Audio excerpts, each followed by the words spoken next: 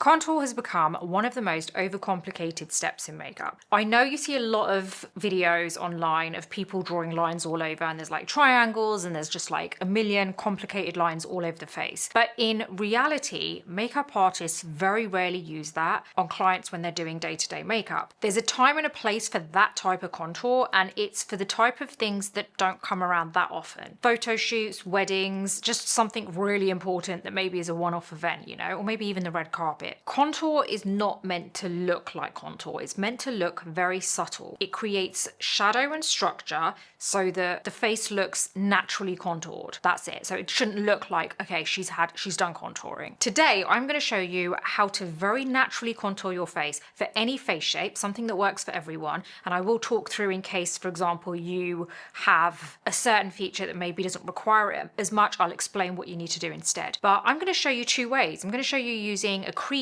formula and a powder formula, and you can take your pick, whichever one you prefer. If you do like learning techniques like this, please do hit the like button, subscribe to the channel, and then hit the bell button so you don't miss my next video. Before I actually start this demo, I just want to explain to you why I use specific products, right? I use bronzers instead of actual contours. It's very rare that I use a product that is labeled as a contour. I know that might surprise some people because a lot of people tend to go for whatever's written on the label and they think that's the only thing you can use it for. But working as a makeup artist for around 25 years has taught me so much. It's taught me that labels don't matter. What matters is color, tone, and formula. That is what matters. So that's what professional makeup artists look at, not what is on the outside packaging it all up and what the brand has decided to call it. Makeup artists honestly constantly think outside the box and ask certain questions when they're looking at products. What does this color do for me? Does it create shadow, or does it create warmth, or does it create both? How does the formula blend? Is it going to leave a muddy finish? Is it going to be a difficult formula that works hand in hand with other formulas that I'm using? Will it be something that pairs up very nicely with other formulas? And how will it sit on the skin? Is it likely to be something that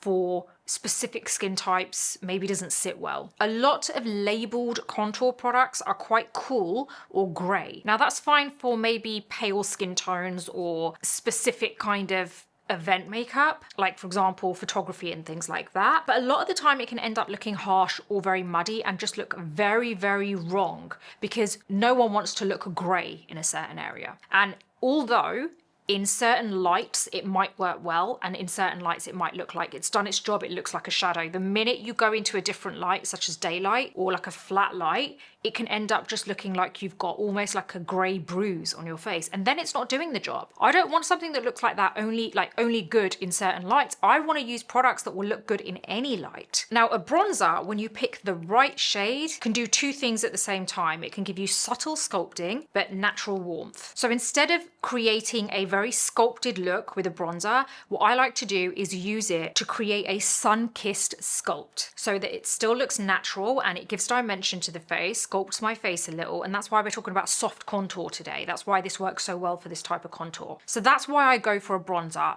majority of the time. Now I do talk a lot about this kind of stuff and things that are right and wrong and just how you can make things work for you, great product releases, tried and tested stuff over on thebeautybreakfastclub.com. I'd love you to head on over and subscribe. It's free, but if you actually go for the paid version, which costs you the same as getting yourself one coffee a month, it means it will unlock the entire site, but you also get to join the group chat on the platform where you can ask me any questions and I'll answer them. And the whole site is all about beauty, health, wellness, mindset, a bit of fitness thrown in. Everything's written by me. There's a new newsletter every other day, but the free version you'll get access to about one newsletter every 5 to 10 days, but the paid version unlocks everything.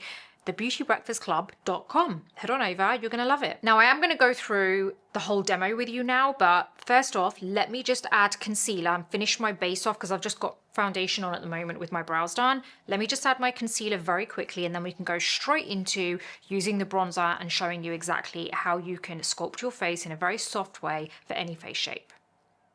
Okay, so I've added my concealer, finished my base. I obviously haven't set it because we're going to use a cream product. Now there are a few areas that work for any face shape when it comes to soft sculpting. So I'm going to show you the demo in a second, but I just want to explain what those areas are and then we're going to work through them. First one is under the cheekbone. This creates an illusion of a lifted cheekbone. When you place your contour or your bronzer, whatever you're doing, whatever you're using, if you place it just beneath the jawline, it creates a very natural shadow that makes the cheekbone appear more defined. defined. If you already have very prominent cheekbones and you generally feel like you don't need to contour them, I feel like having a slightly warmer bronzer and doing it actually works better for you, because then what you're doing is focusing less on the sculpt and contour, but you're getting that nice kind of warmth there. So you're kind of almost making it look less harsh, because it's not a dark product you're applying more of a sun-kissed kind of shade to it. So it actually kind of stops it from looking too enhanced then. So think about the shade that you're going to go for depending on how prominent your cheekbones already are.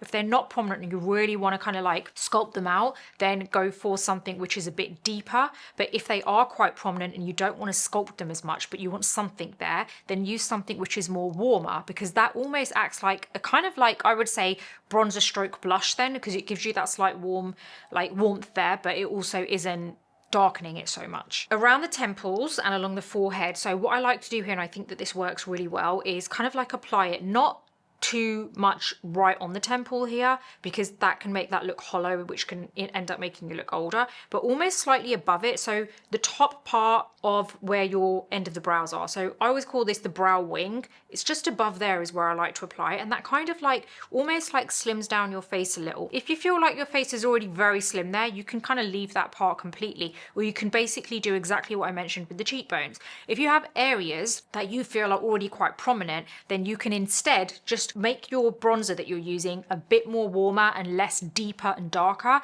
so that you get more of a warmth there than you do structure. Now, if you want, you can also apply it around the forehead here. That generally tends to give the face a bit more dimension. The other area is around the jawline. So this is where you would apply it underneath, and that creates a shadow which actually sharpens your jawline a little. Now, I personally like to go for a shade which isn't overly dark, because it gives me that kind of good middle ground. I get the warmth and I get a little bit of sculpt with that, but it's all soft. Now, if you feel that you've got an extremely sharp jawline, then I would not say to do that area, but I would say the areas that I'm going to do can be used for most face shapes.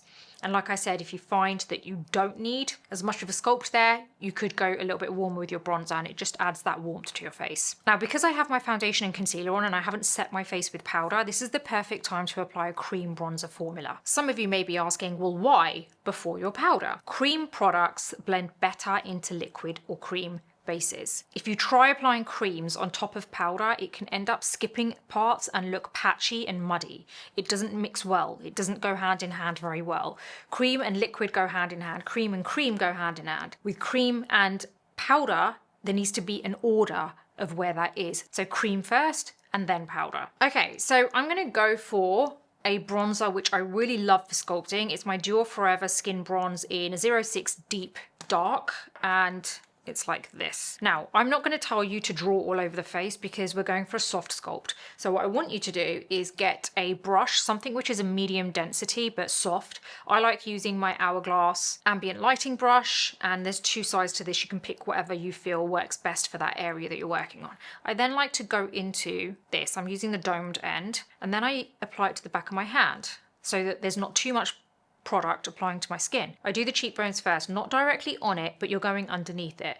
So just around this area here. If you don't know where underneath is, then I would say you need to almost kind of like with your cheek muscles, lift, and it should give you an idea from the front viewpoint of where you apply it, and it's usually around the top part of the ear. You're then going to press it in, focus on the perimeter of the face, and then once you've actually got a nice kind of like sculpt there, you then slowly pat inwards so that you've got less product here. So most of it should be here, and then it slowly fades in. Can you see that? Very soft. And this is giving us a soft sculpt at the same time as giving us a little warmth. Right, we're going to do this side. Now, if your skin tone is much paler than me, then obviously this colour is going to be a bit too dark for you. So pick your colour accordingly.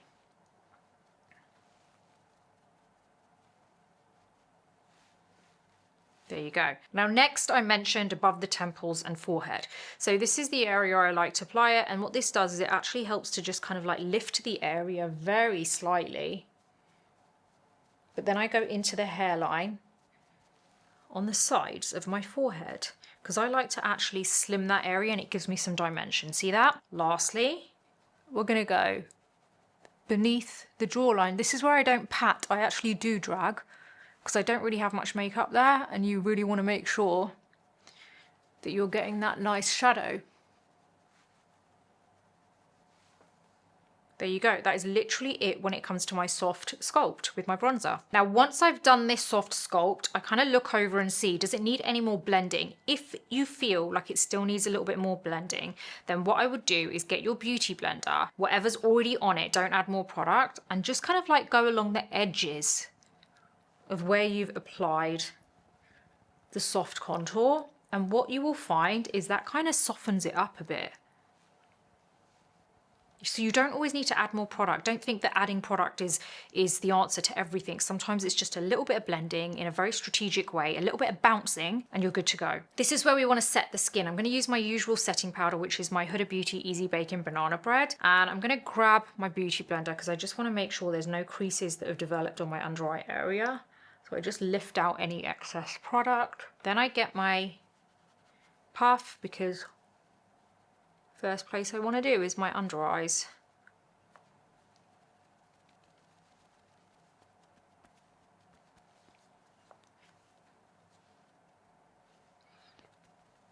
I generally tend to powder along the center, and then I leave the perimeter. So I get a small brush and I just dust away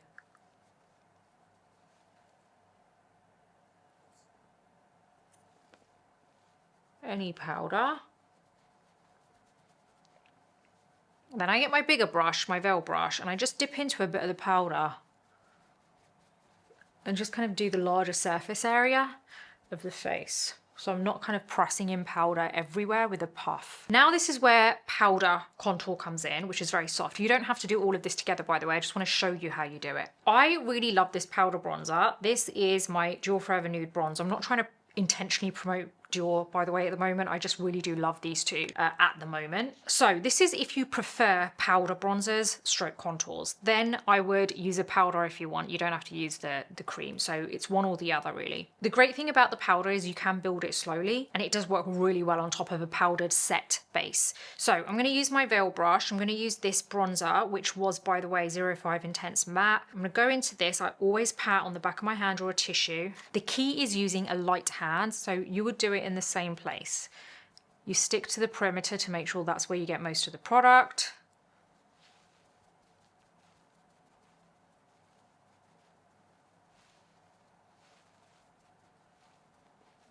And you just go over the same areas. There's no kind of difference there. In fact, I would say if you want to do this on top, like basically do the entire thing as what I've done today, you can, because maybe after you've applied your cream contour bronzer, whatever you want to call it, you actually feel like I could do with a little bit more, in which case then you can do this. You don't need to go back and apply more cream because you've already set it. Can you see how we've got that really soft sculpt, and we've got a little bit of a sun-kissed finish to the skin? I really do hope this is kind of like explained to you and shown you firsthand that you don't always have to reach for an actual contour product. It doesn't have to be as difficult or as complicated as what brands sometimes can make it be. So remember, if you want a very natural contour, choose the right tone, make sure that it isn't overly dark, overly grey. It should be more of a kind of slight deepness, so slightly deeper than your skin tone. Keep your layers soft, don't overdo it, don't apply too much. Always work from the back of the hand, it will give you a much softer finish. Think about the brushes that you use. You want something that isn't too kind of spiky and thick that's going to leave brush marks. Build slowly. Your contour should look like the natural structure of your face, not something sitting on top of it. Like honestly, when contour is done properly, it doesn't even look like contour. It looks like your natural shape to your face. It looks naturally sculpted and you have healthy skin. And that's where the bronzer comes in to lend that helping hand to make sure you have that nice healthy look to your skin. Honestly, I really do hope this has helped. I hope this has made this a lot easier for you to understand. I'm super excited for you to try it this way. Let me know if you have any questions. Everything's listed in my description, so head on over there and click on the links. It will take you straight to it. And excited to kind of like maybe even see your recreations on Instagram. Tag me and I can maybe repost it. So yeah, I would love to see it. I'll see you on the next video.